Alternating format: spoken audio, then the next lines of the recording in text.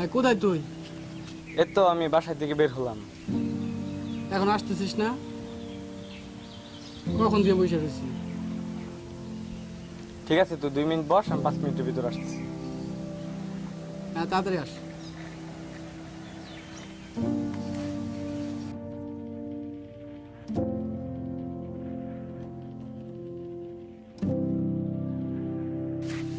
এরে কয়টা বাজে এখন? এখন আসার সময় হলো তো? আর বলিস না দোস্ত, বাসায় একটু প্রবলেম হয়েছিল তো। কি প্রবলেম হয়েছিল তোর? আর বাদ দে।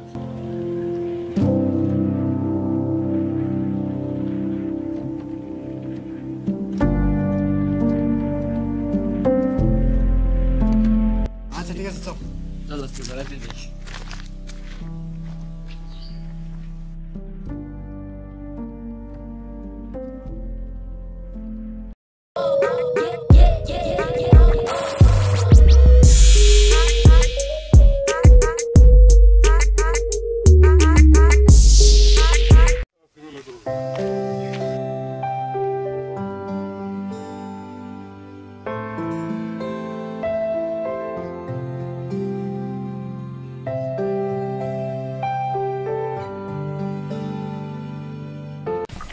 বাবা দেখ তো আমার ফোনটা কি হয়েছে, ফোন আসে না। কি হয়েছে?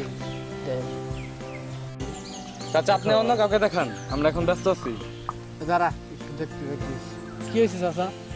বাবা, আমার ছেলে তো ফোনও দেয় না, আমি ফোন দিলে ঢুকেও না। দেখ তো ফোনে কি হয়েছে। আমার ফোন তো ঠিকই আছে চাচা, দেখেন। বাবা তাহলে আমার ছেলে ফোন আসে না, আমি ফোন দিই, ফোনে দেখি না, কি হয়েছে তো ভালো করে দেখো না। আচ্ছা আমি ঠিক আছে, আমি এটা দেখতেছি।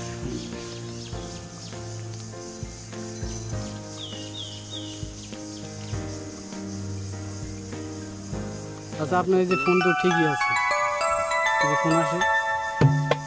তাহলে বাবা আমার বাবার ফোন আসে না, আমি ফোন দিই, ফোনও যায় না।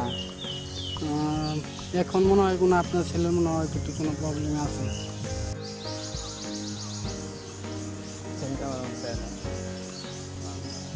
এই চাচা, আপনি কই থাকেন? সারাদিন আপনার কোনো খোঁজ খবর নাই। আমার ওর জীবনটা অতিষ্ঠ হয়ে গেছে আপনার খুঁজতে খুঁজতে। থাকেন কই সারাদিন? হ্যাঁ, আপনার কোনো খোঁজ খবর নাই। সারাটা দিন আপনারা খুঁজতেছি, কই থাকেন আপনি?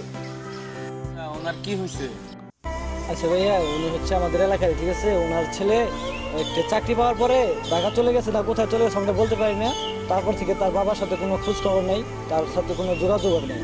তারপর থেকে উনি আমাদের বাসায় থাকেন, আমাদের এলাকারই আমাদের বাসায় থাকে।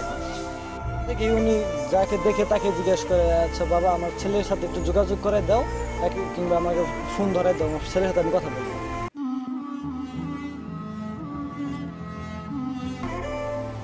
বাবা দেখো আমার ছেলে বলে এদিকে বুঝতে আসে। কোথাও নাই।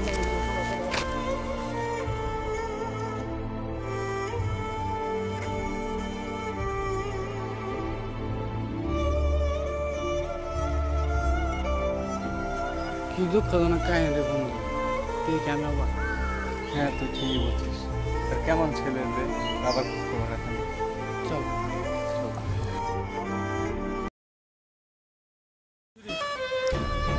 মা বাবা অতি ক্ষুদ্র দুটি শব্দ, কিন্তু শব্দ দুটির মাঝে লুকিয়ে থাকে কত আদর, কত যত্ন, কত স্নেহ, কত নিঃস্বার্থ ভালোবাসা। কিন্তু কিছু অকৃতজ্ঞ সন্তানেরা এই মা বাবাকে বড় হয়ে গেলে বোঝা মনে করে তাদের একা ফেলে চলে আসে। কিন্তু তারা ভুলে যায় যে বাবা মা একসময় তাদের একটু সুখের জন্য কতই না কষ্ট করেছে। এই বাবা মাই হাঁটতে শিখিয়েছেন, কথা বলতে শিখিয়েছেন। এই বাবা মা যার মানুষের মতো মানুষ করে তুলেছে। প্লিজ আপনারা বাবা মাকে কখনো কষ্ট দিবেন না।